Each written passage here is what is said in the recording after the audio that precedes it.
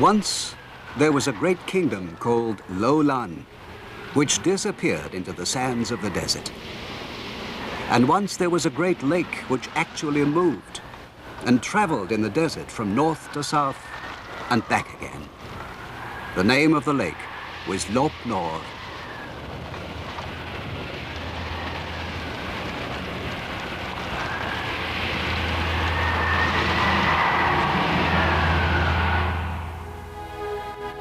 Both these places, Lop-Nor and Lou-Lan, the kingdom that once flourished on its banks, was somewhere near the eastern tip of the Taklamakan Desert in the heart of Asia. No other places on the long Silk Road are as mysterious as these two. It seemed impossible that a lake could really move, or impossible to unveil the mystery of Lou-Lan. To the east, Chang'an. To the west, Persia and Rome. To the south, India. All these places were drawn closer by the Silk Road. The bells of the caravans tinkled, and silk and porcelain traveled westwards, Buddhism and Christianity eastwards.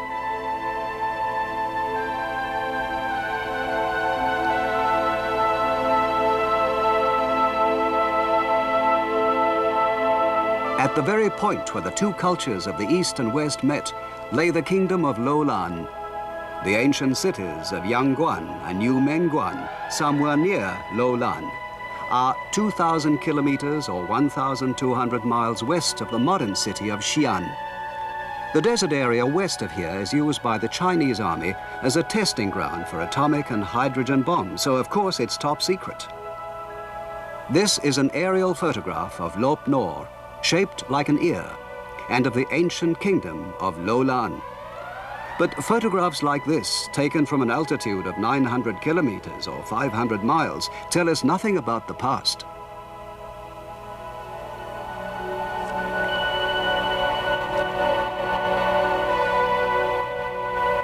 We started the search for Lou-Lan from the remote town of Yangguan. A famous Chinese poet once wrote, "What friends can you hope to find once you've left Yangguan?"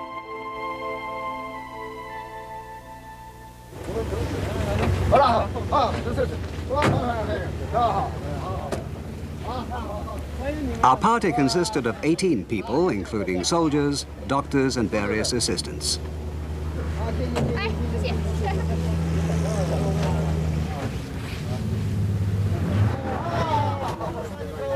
We had 9 vehicles, including jeeps, trucks, and water carriers.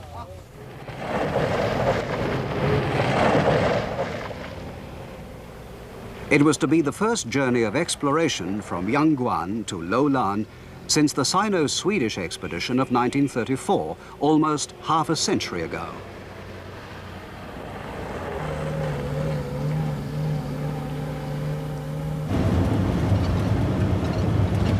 The party was led by Captain Da Xingmin of the Chinese Army. He's a topographical expert and a veteran with many years' service behind him.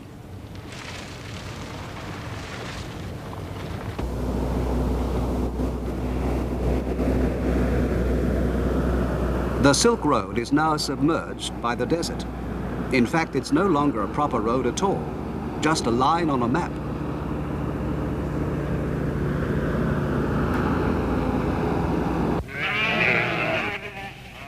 A 100 kilometers or 60 miles from Yangguan, we arrived at the small village of Ho Kong.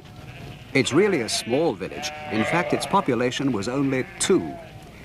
They were very surprised to see us and gave us a warm welcome, as we were their first visitors for 6 months. They lead a tranquil life, alone in the village, looking after sheep from dawn till dusk. They spin the raw wool into yarn and weave the yarn into cloth.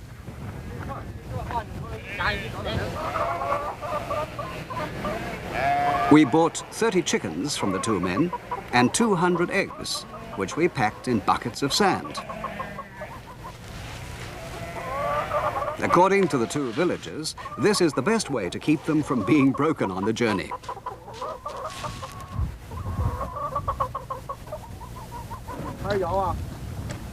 We also bought a few sheep as emergency rations. Then we climbed back into the trucks and set off once more.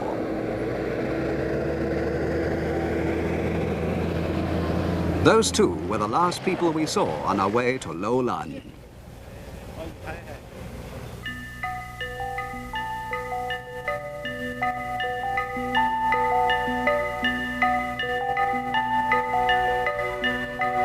There's no doubt that the merchants carrying silk and soldiers on the march with pikes in their hands in those days must have purchased food from the nomads, obtained additional supplies of water, and continued their journey to the west or to the east, just like we're doing now.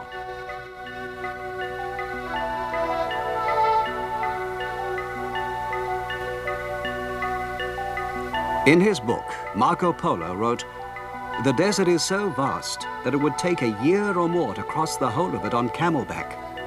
Even at the narrowest place, it would take a month.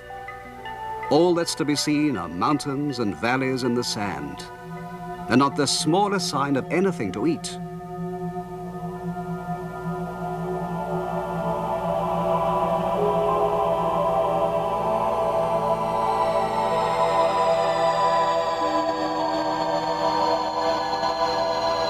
This place is called by the Chinese Sword Point Ridge, and it certainly lived up to its name.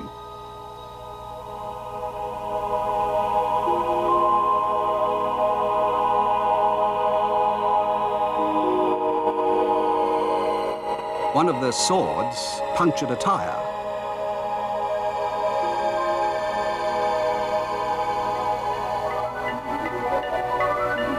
Suddenly, we saw something moving fast. It was a gazelle. Imagine a gazelle in the middle of the desert. But the soldiers are excellent shots, and the gazelle didn't get far.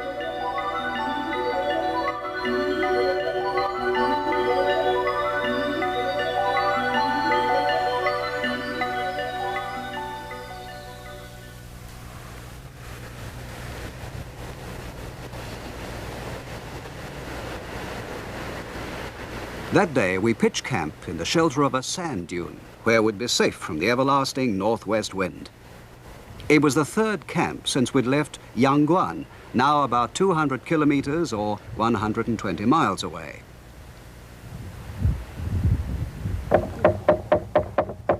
The gazelle we had shot would make a good supper.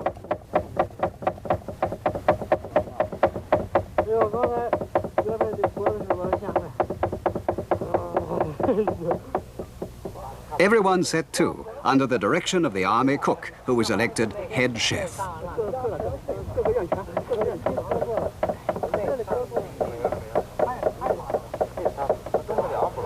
Luckily, our new friends turned out to be experts at making spicy Chinese dumplings, just what we needed. In China today, men and women are regarded as equals, so men know how to cook just like women.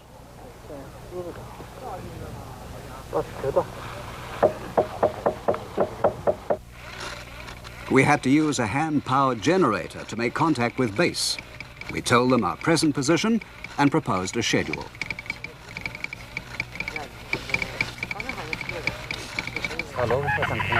We had to do all this because the Silk Road here passes through a secure military area. It was difficult for the soldiers to make sure that their military secrets were properly guarded and at the same time to give every cooperation to the television crew. It was a task that needed the utmost tact on both sides.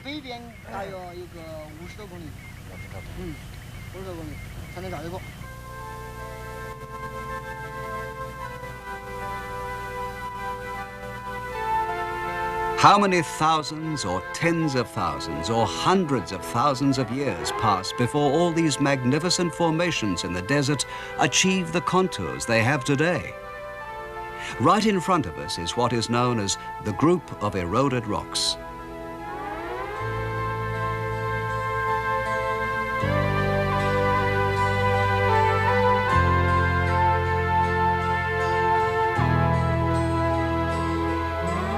A work of art that nature has created with such painstaking effort. A member of the TV coverage team named this the Sphinx of the Taklamakan Desert. while another member called it the guardian deity of the kingdom of Lou-Lan.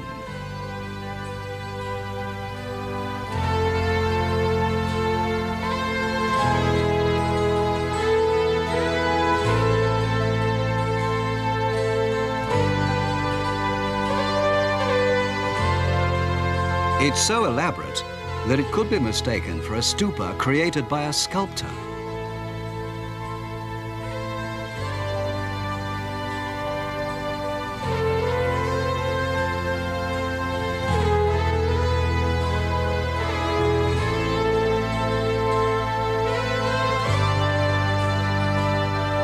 And look at this huge circular mansion that conjures up visions of the dwelling place of a god.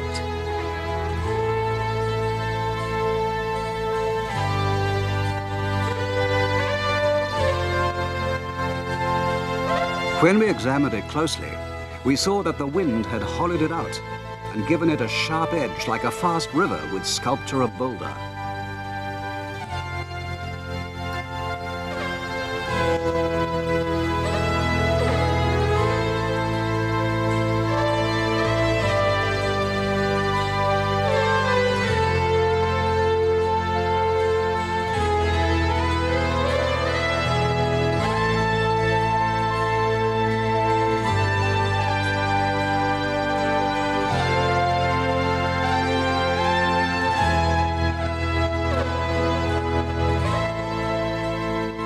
This enormous mesa-like rock measures 80 kilometers by 40, or 50 miles by 25. Our Chinese cameraman called it Da Shanghai, the great city, because the vertical boulders look like huge buildings with streets between.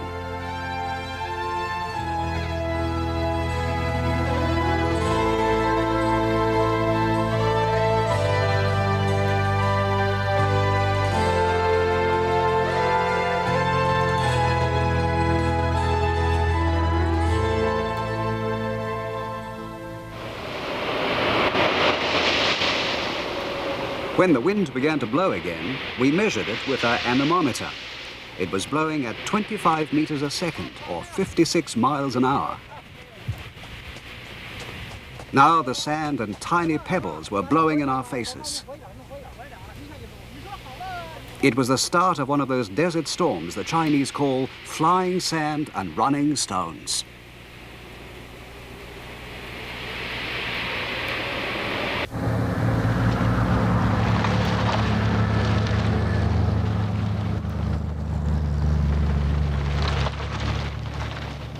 Our cameraman was keeping a diary.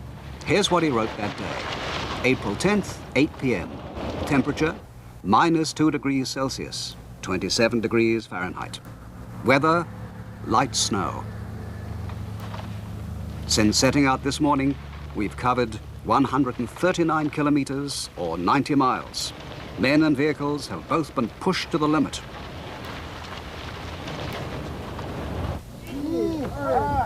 "9:30 p.m.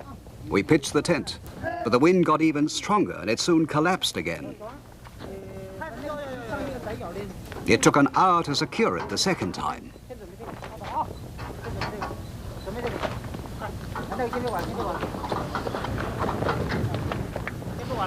10:30 p.m.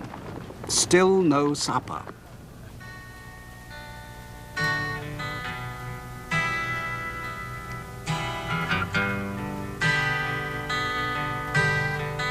"11:30 p.m. We ate our supper and now we can relax a bit. Preparations for sleep. Everybody's face is white with sand. The layers of earth and sand on our faces give some idea of the climate here. We haven't been able to wash our faces or clean our teeth for several days.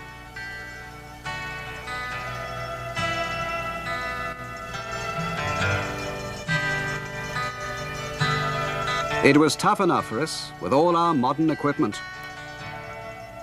It must have been much tougher for the early travelers along the Silk Road.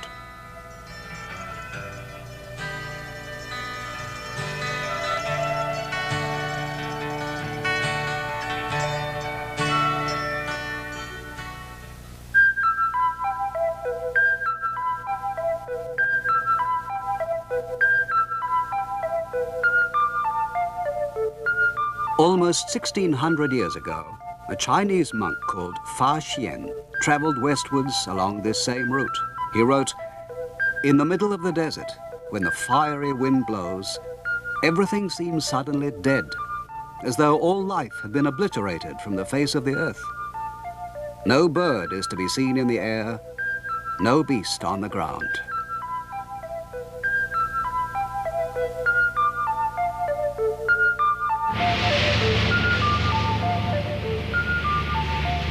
At the beginning of the 20th century, the explorer Aurel Stein undertook an expedition here. He wrote, "We are now about to enter a part of the world where there is no vestige of animal life, and doubtless none has been since the beginning of time. When I passed the shriveled white stump of a lone tree that had fallen on the rock-salt ground, I had the feeling of passing from a country where life still resisted death into a waste where the very notion of life itself had been extinguished."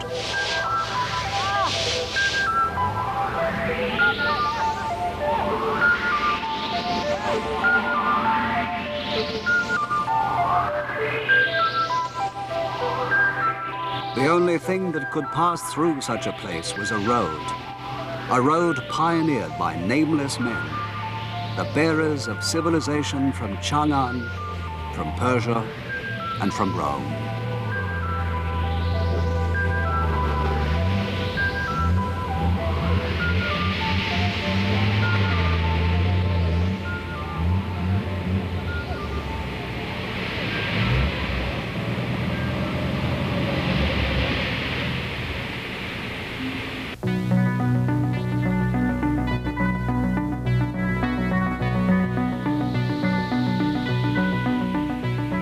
In front of us now was a desert which is called the Mounds of the White Dragon.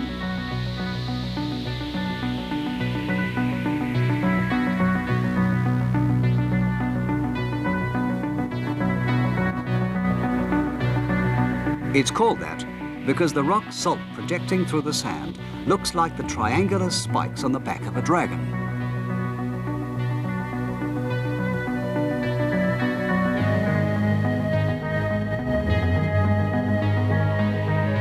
The Chinese tell an old legend about how these mounds originated. Once there was a great kingdom here ruled by a wicked tyrant. A god, disguised as a monk, asked for alms, but all the wicked king would give him was a lump of the worthless rock salt that lay everywhere on the ground.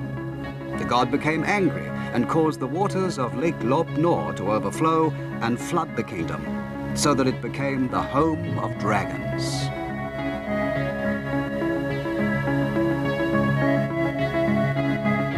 The mounds of the White Dragon are as white as fine silk, but to the Chinese, white is the color of mourning, and the travelers along the Silk Road feared the mounds as a world of the dead.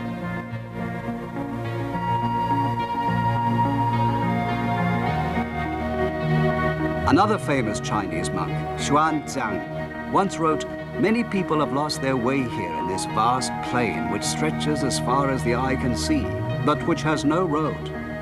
Wherever you look, you can see human skeletons marking the way.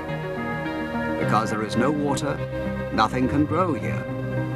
And when the fiery wind blows, one is immediately plagued by sickness. Sometimes you can hear ghostly voices moaning and crying. But if you follow them, you soon get lost, tricked by the wiles of a demon."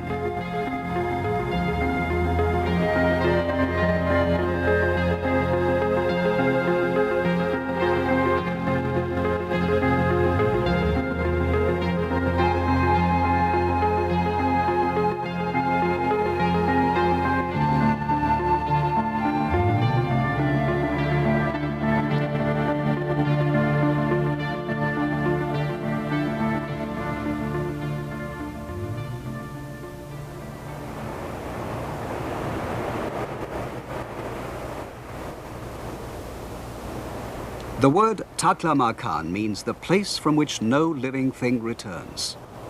Yet in one corner of this world of the dead, we found certain proof that the Silk Road once passed through it. These copper coins were minted in the Tang dynasty about 1,300 years ago. They show that the authority of the Tang emperors must have been recognized here, and that traders must have passed, probably traveling westwards, during the Tang period. Altogether, there were 300 coins, weighing 2 kilograms or 5 pounds in all, lying scattered on the desert floor. We wondered who had left such a lot of money behind. Perhaps it was a soldier on his way home with his saved-up pay. Or perhaps it was someone traveling westwards to buy some of those precious heavenly horses which the Chinese wanted for their cavalry.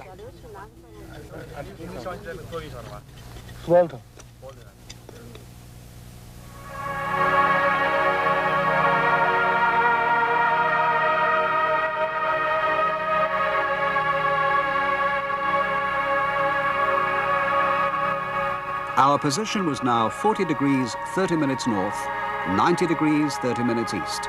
And by now, Lop Nor should be in sight. However, there seemed to be no sign of it. Yet on the map, a blue speck marked it plainly.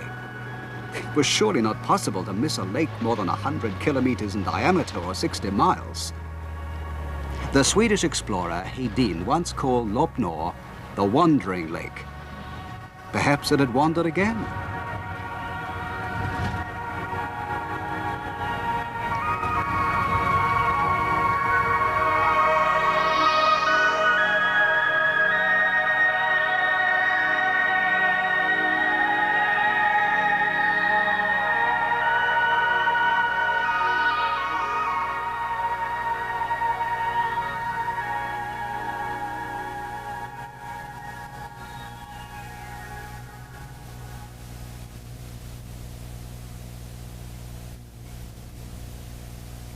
We reviewed the strange story of this mysterious lake.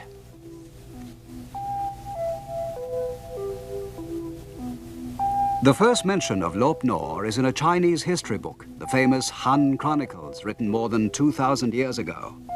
It says, "The kingdom called Lou-Lan lies on the banks of a salt marsh." This is obviously a reference to the salt water of Lop Nor, which was important to the Chinese from early times, because, as the chronicles explain, the salt marsh is the source of the Yellow River.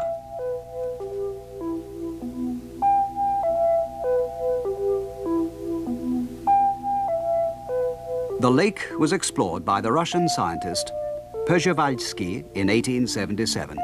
He wrote, "The latitude of the lake is 1 degree further south than is given in Chinese history books, a distance of about 100 kilometers or 60 miles. The lakes called Hara Brun and Hara Kushum together make up Lop Nor." Richthofen, the man who coined the term Seidenstrasse, or Silk Road, disagreed. Lop Nor, he wrote, is situated to the north, as stated in Chinese history books. The lake was in Central Asia, but it was the cause of furious wrangling in far-off Europe, where the opinions of various geographical societies were sharply divided. The man who solved the mystery was the Swedish explorer, Dr. Sven Hedin. On his first expedition, Hedin found a dried-up riverbed in the lower reaches of the Darim River, the dry lake bed of what had been Lop Nor, and the ruins of Lou-Lan. He also located lakes Hara Brun and Hara Kushun, which were indeed further south. He concluded that because of a change in the course of the river Darim, Lop Nor had actually shifted over the ages from north to south. Hedin wrote, "With the increasing sediment deposited by the river, the floor of the lake gradually rose, while the deserts, worn down by the erosion of the wind, gradually sank. In consequence, the water of the lake converged towards the lower level, thus accounting for the shift from north to south. In the year 1900, he predicted that Lop Nor would soon start to move north again." About 34 years later, Hedin went on a second expedition to Lop Nor. Traveling down the Kongchu River, a tributary of the river Darim, he found that the water now flowed into Lop Nor, which was being re-established north in its old position. His prediction had been brilliantly fulfilled. He wrote triumphantly, "I am now paddling in a canoe over places once trodden by camels." In 1934, the lake was in a northerly position. In 1900, it had been in a southerly position. And around 330 AD, it had been in a northerly position. Hedin concluded that Lop Nor travels all the way from north to south and back again in a cycle that takes 1,600 years. And that was the end of the controversy.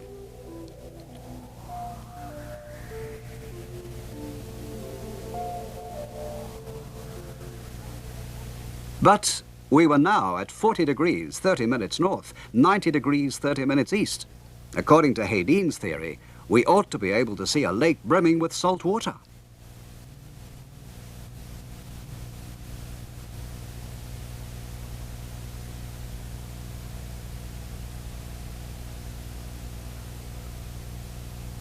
But there was no mistake. Scratching the surface of the desert, we found rock salt.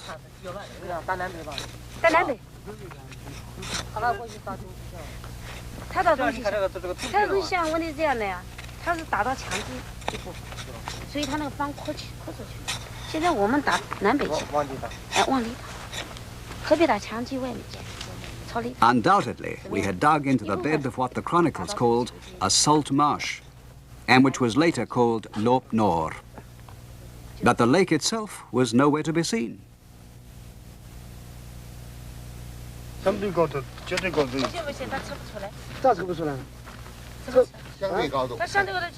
According to the map made from satellite pictures, there was now a dam on the upper reaches of the Darim River. Perhaps this is the reason water no longer flowed into the lake.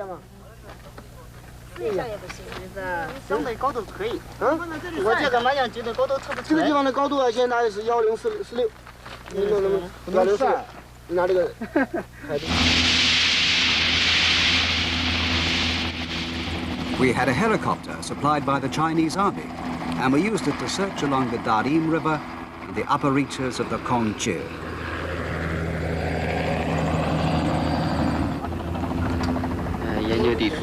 After a journey of 300 kilometers or 190 miles, we could see the Kongche River flowing peacefully below us.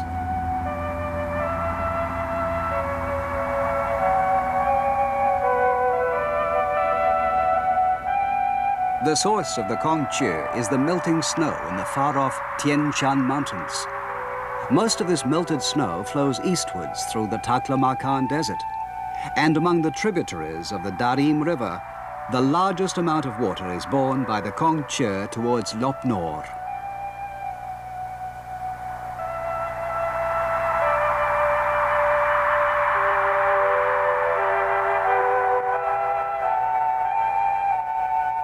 But although it was still 100 kilometers or 60 miles from Lop Nor, the river had turned into a mere trickle. And before they could arrive at the lake, both rivers had completely dried up.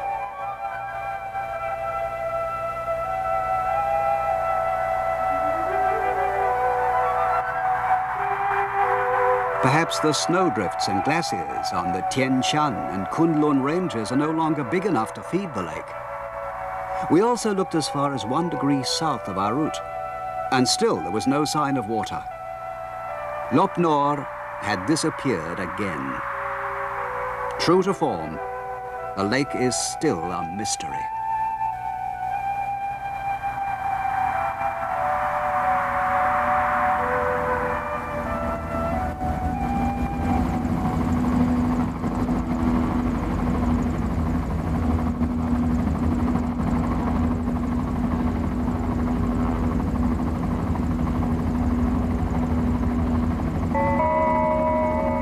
"18 days after leaving Yangguan, we had our first glimpse of the ruins of Lou-Lan, the ancient kingdom that had once flourished on the banks of the salt marsh.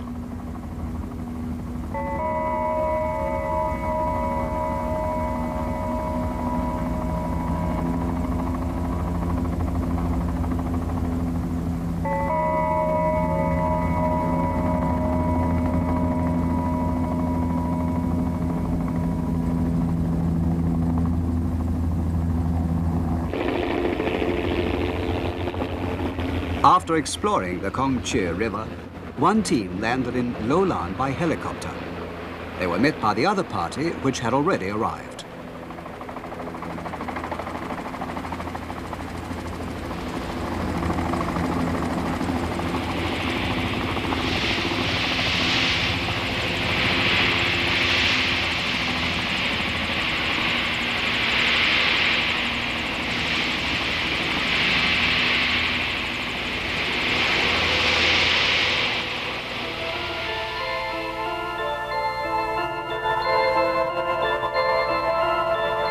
Since it lay at the eastern tip of the Taklamakan Desert, Lou-Lan was in its day an important stopping place on the Silk Road.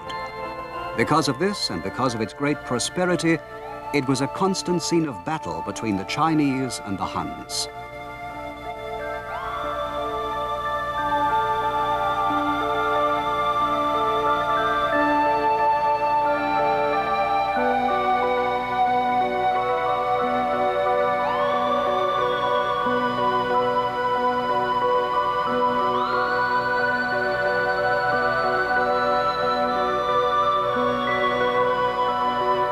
This building, which is made of sun-dried bricks, seems to have been the headquarters of the Chinese imperial garrison. It was said at the time that whoever controlled Lou-Lan controlled the whole of the Silk Road.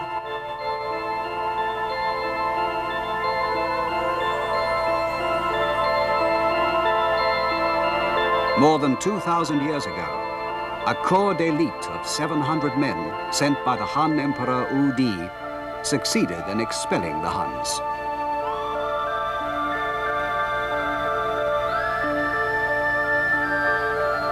In those days, many of the Chinese soldiers stationed in Lou-Lan were living very far from their wives and children, for this was a remote frontier. It was more than 1,000 kilometers or 600 miles west of Yangguan and Yumenguan, and more than 3,000 kilometers or 2,000 miles west of Chang'an.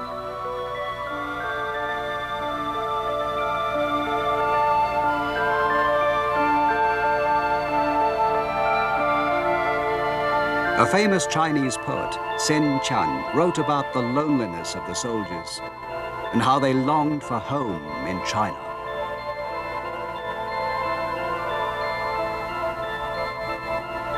The soldiers of China looked on Lou-Lan as a country inhabited by bearded and green-eyed people. In other words, foreigners. When they heard the sad sound of the flute played by one of these foreigners, the soldiers of China must have thought of their mothers and wives and longed to be home.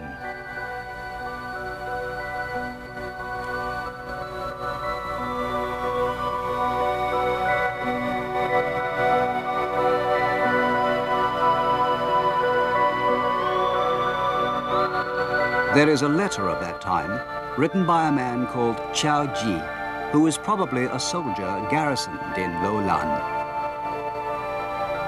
This is what he wrote. I am living in a far-off region, and my brothers, sisters, and children are all at home, far away. I'm afraid the children might not be getting enough to eat or clothes to wear.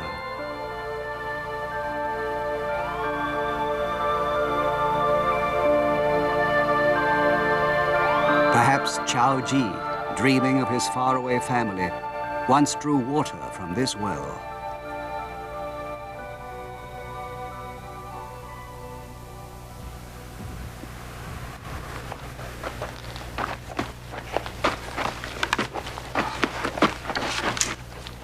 According to the experts of the Xinjiang Archaeological Institute, these houses, built with the wood of the toklak tree or giant poplar, were the palaces of great aristocrats or of senior officials.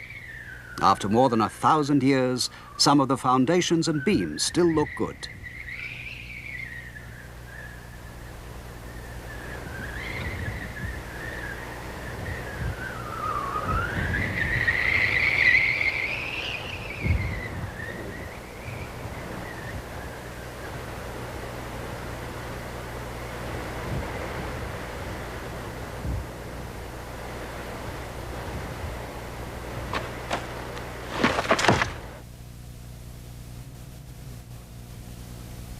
This Buddhist stupa, or primitive pagoda, was unusually high, for Lou-Lan was a great Buddhist stronghold.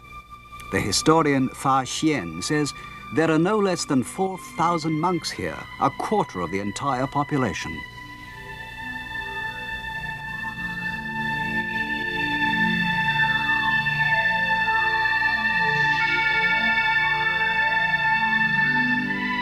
The peaceful Buddhist faith must have been a comfort to the people of Lou-Lan, situated as they were in a place that was the scene of constant fighting between Chinese and Huns.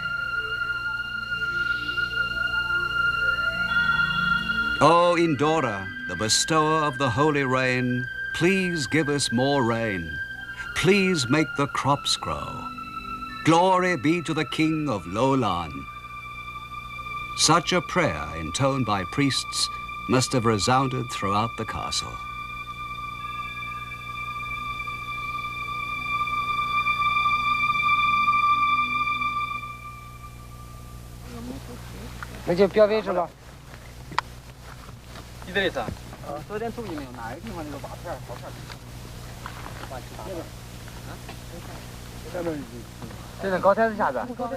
Scientists from the Xinjiang Archaeological Institute who came with us worked at identifying the treasures they'd found until late at night.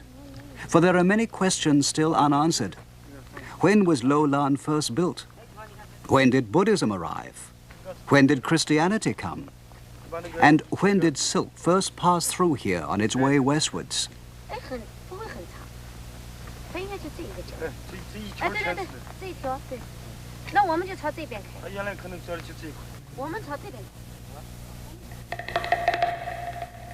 They were particularly interested in the inscriptions on strips of wood. In those days, official documents, Buddhist sutras, letters, and even personal records were all written on wood.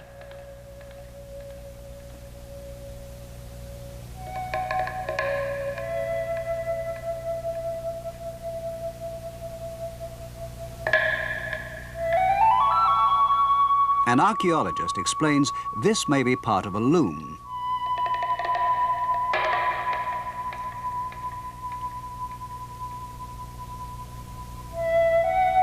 Here's a gold ring that once graced the hand of a Lou-Lan lady.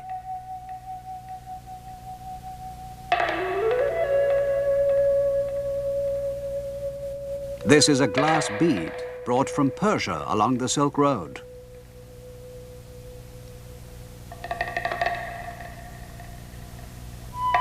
A Roman earring made from agate.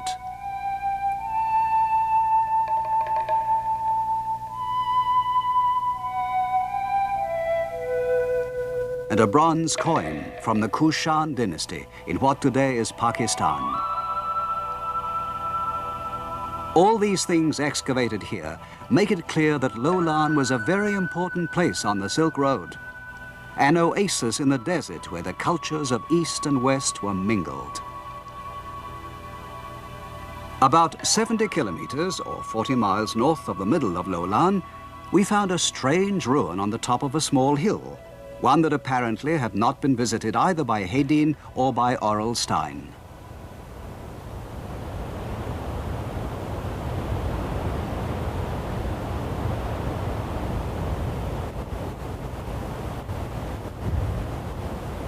Posts made of toklak wood had been driven into the ground, outlining elliptical areas.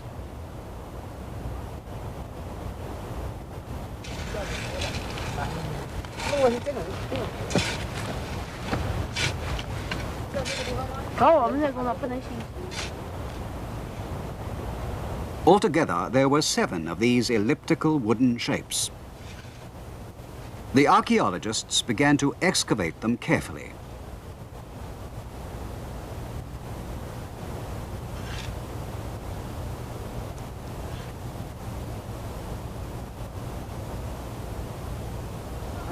Their shape suggested that they had been designed to protect something inside, perhaps from floods.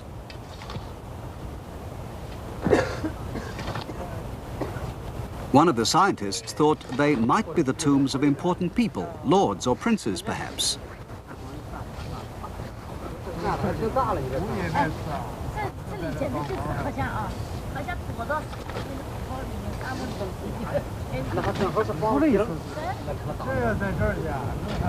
The posts were more than 20 centimeters or 8 inches in diameter and had been driven 4 meters or 12 feet into the ground.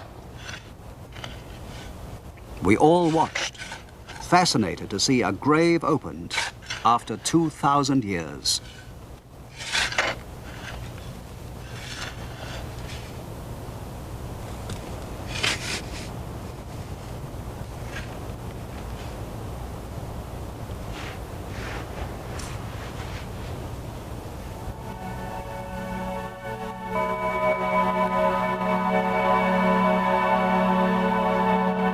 We were looking at what remains of a man who lived long ago in a far-off land. He had had excellent teeth and a well-developed physique with long legs.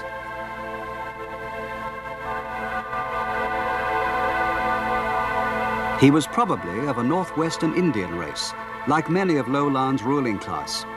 Perhaps he was even one of Lou-Lan's kings.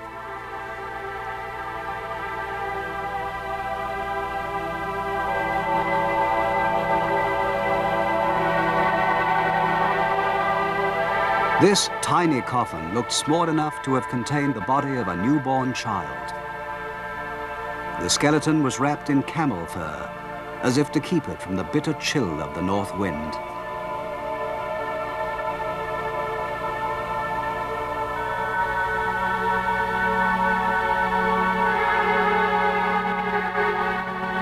Inside, near the child's head, was a basket containing provisions for the soul.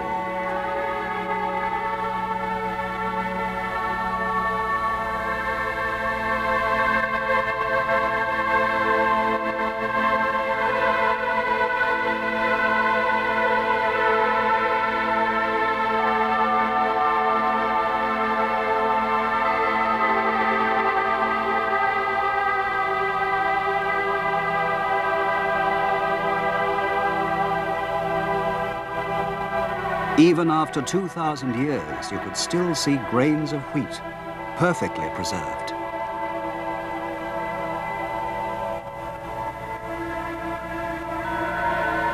The base of the coffin looked like the hull of a boat. We remembered that the coffin of the Lou-Lan princess, excavated by Hedin, had been shaped like a canoe.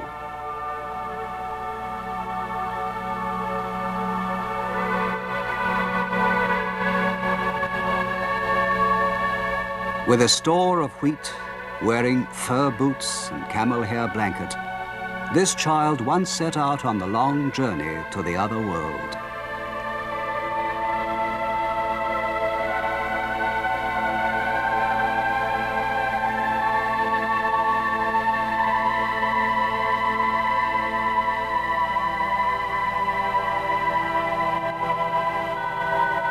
Now the archaeologists were examining another mummified body.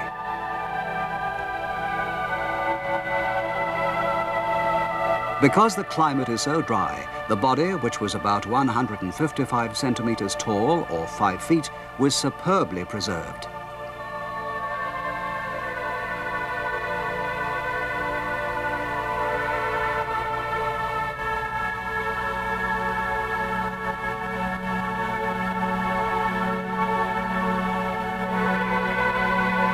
Long winding sheets had been wrapped around the body.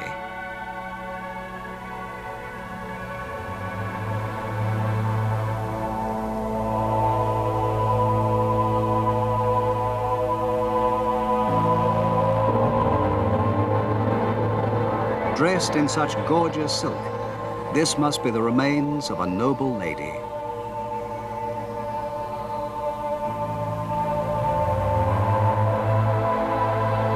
In those days, it was the custom for men to give their brides feathers of the grey heron as symbols of their marriage vows.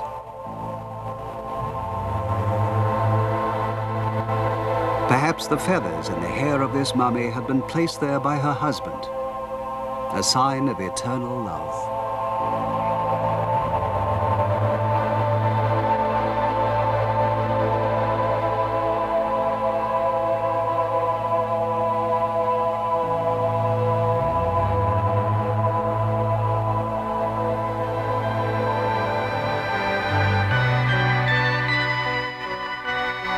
The fate of Lou-Lan was inextricably intertwined with the salt waters of the lake on which it stood. In some ways, the rise and fall of Lou-Lan seems like the fate of the woman we'd found near the long, dry shore.